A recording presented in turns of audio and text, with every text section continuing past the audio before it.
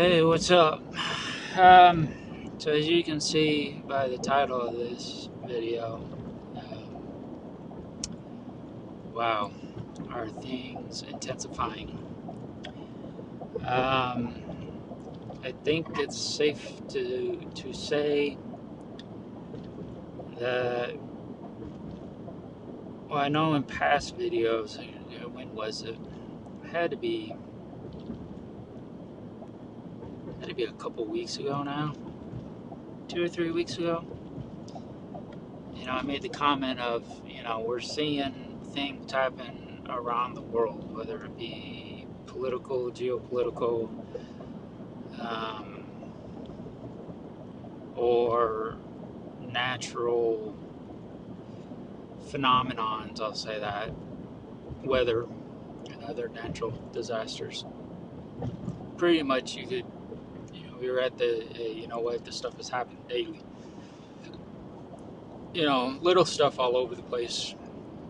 And then big, like, take a step back, wow, I can't believe that just happened daily. Now, I made the comment that here soon I said I believe we are going to move from daily and get into happening more than just every 24 hours.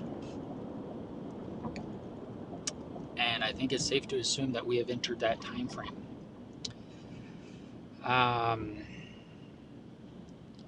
Let's see, I think it was Sunday night is when the Galapagos, not the Galapagos, here, hold on. I got dumb drivers.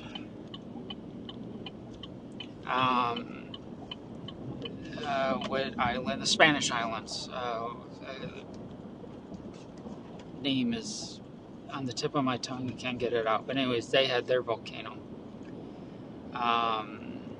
That blasted, and then yesterday morning, so it would have been Tuesday morning, which would have been more, I think it was like Tuesday morning Italy time.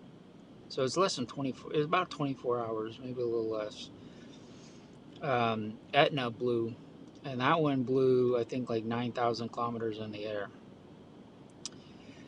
And then, so that was yesterday, and then this last night, I guess, Alaska went into warning that they're getting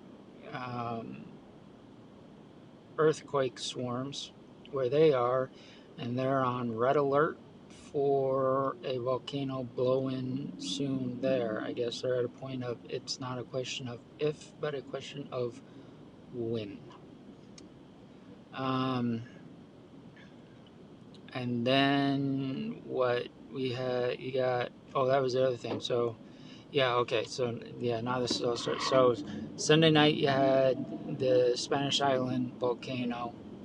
Monday you had the earthquake in Melbourne, I think. And, or maybe it was Etna or Melbourne. Either way.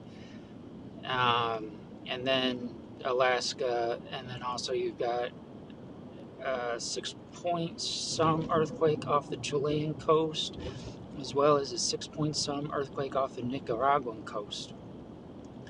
So you're looking at from Sunday night until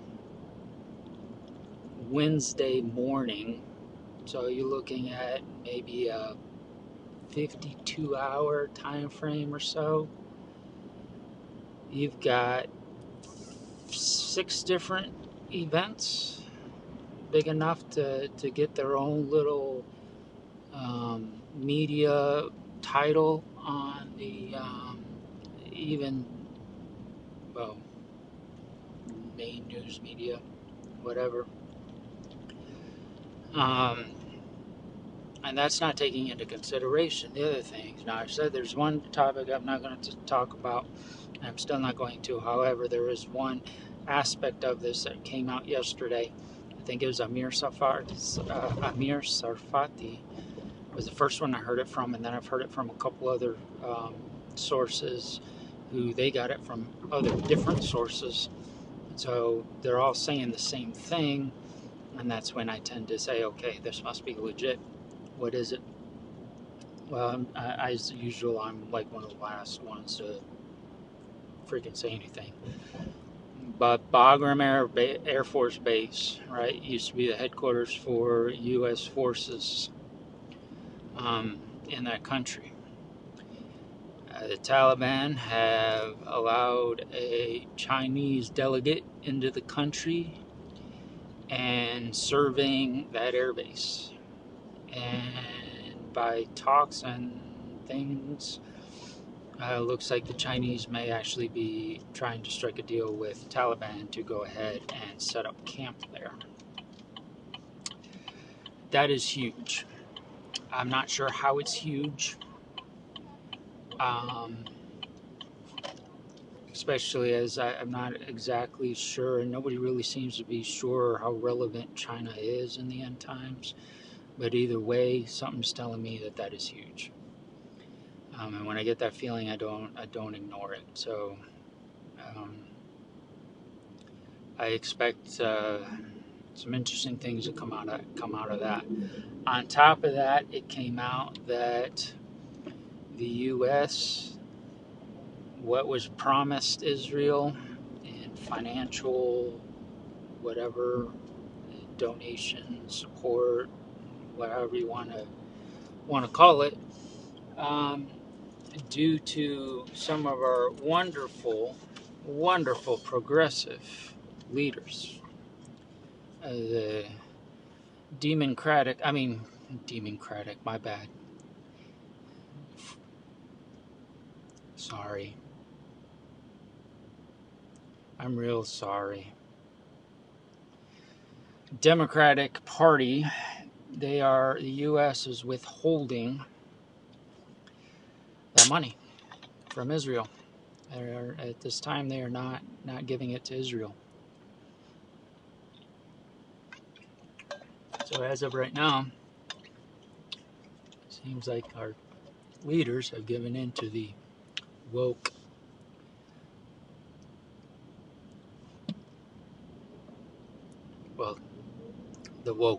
side of the democratic. I did it again. Just slipped. Democratic Party. This is big because, God tells us, pray for Israel, pray for safety, pray for peace, pray for prosperity, as well as, bless Israel, in any way that you can. And when you do, or when a nation does, God in turn will bless them. Why? Because they are furthering God's chosen people, God's chosen country. The Bible is full of examples of people who have gone against supporting Israel, have gone against defending Israel, trying to either take them over or doing negative things, trying to, hurt them in one way or another. And what God did to those countries is never pretty. And I believe that us promising something like that and then going back on our promises, God is not going to look lightly on that. God is not going to look lightly on that at all. On top of everything else that is going on and the decisions that are being made, and I'll keep it at that. Because you know what I'm talking about. If you don't, email me and I'll let you know. But other decisions that are being made, and mandates and so forth and so on, I don't think God is put all that together. And what we've seen so far as extreme weather, extreme heat, flooding, hurricanes, tornadoes, a drought, is going to intensify greatly. That's what I believe. Maybe not those specific things as we're heading into fall and weather's going to change, but I don't think our country is done being judged for what it is doing, or more specifically, what the leaders are doing and pushing our country towards. I think we are in for a rude awakening, more on top of what we already have. It kind of brings me to the point, you know, a lot of people are, you know, trying to figure out when's this rapture happen, and I'm trying to figure it out. I'd like to figure it out and know the answer to that too, because I'd be sitting there, you know, with like them little Christmas calendars where you open up the little pictures every day and it counts down to Christmas, or they've got them now where there's treats so you can get a little candy if, you know, on the first you open up the door to the candy. You know, I'd be sitting with one of those counting down to the rapture. Unfortunately, we don't know exactly when. I don't know if we will, or until maybe right before it happens, where I have no doubt the Holy Spirit is going to let every born-again Christian know what is going to happen. And if not every born-again Christian, at least, at the very least, those that are waiting and watching. But I think the Holy Spirit is going to let every born-again Christian know. We will see what happens. But, you know, there's one verse in Revelations, I need to look it up. Basically, it states how the bride of Christ and the Holy Spirit both pray for Jesus to return. And that's when he comes. I want to do a little bit more researching, but from everything that I've been researched so far and based on others who are vastly more into end times teachings and biblical sayings, so forth and so on, that is for the rapture of the church. And if it is for that, if we are understanding it correctly, which is why I want to do a little bit more digging, make sure it's not the second coming of Christ that it's referring to, but the rapture of the church. If it is, in fact, referring to the rapture, then to me, it seems we may have to wait a little bit longer, because what I was trying to say, but how bad does things have to be when the entire bride of Christ and the Holy Spirit sends up that prayer asking Jesus Christ to come back? I don't think we're at that point bad yet. He's done it for 6,000 years. But, you know, whatever. You know, so they're all on pushing that agenda and getting the whole world to sing Kumbaya. Basically what we need to get the whole world under one banner and sing Kumbaya is kind of basically what they're saying if you read between the lines. It's very eye-opening, and you can see that the push is there, the desire is there amongst world leaders, and that is definitely the world is being guided in that direction. So with everything going on, you know, with that, the earthquakes, volcanoes, storms, tornadoes, hurricanes, fires, yeah, I mean, you name it, it plagues, locusts, hail, all over the world, flooding, drought. I mean, pestilence, okay, you've got different kinds that seem to be breaking out, food being recalled because of this one or that one or this or that. It definitely can happen, and I do believe that we're at a point it can happen at any time. And I leave that door wide open, which is why I watch every day. And I always keeping an ear out for that trumpet blast. It could happen before I'm done with this video. That would be awesome. Lord, let it be recorded and forever put on YouTube till they delete it of me disappearing in front of the camera. That would be awesome. But that is a possibility. However, we could also be waiting a little bit longer, as the birth pangs have gotten intensified and worse. I can't say. I mean, it's like we got just a little bit longer till it gets to where it is. And that was just me thinking of, that one verse. I gotta look it up. I gotta bring it up in my next video. Of, where it says that the bride of Christ and the Holy Spirit both, pray and cry out for Jesus to return. So, I think we got a little bit of time. I don't think it's much. I really don't. With the way that things are going and the way things are intensifying, and you just can't keep up with anything. And if you do try and keep up with it, trust me, you get really depressed really, really fast. I don't think we have that much time. But, again, I'm no prophet, I'm no preacher, I'm no biblical scholar. I'm an average Joe Blow network engineer that works a 40-hour job, and for some reason God has me doing these videos. Put me on a journey over a year ago now, looking at end times, studying up on it, listening to others who are much more educated than I am, and getting a better understanding of what it'll look like leading up to the rapture, as far as how things are going to look after the rapture, and the whole end times thing. And as the year and a half has gone by, it has been amazing to see the different things that come up.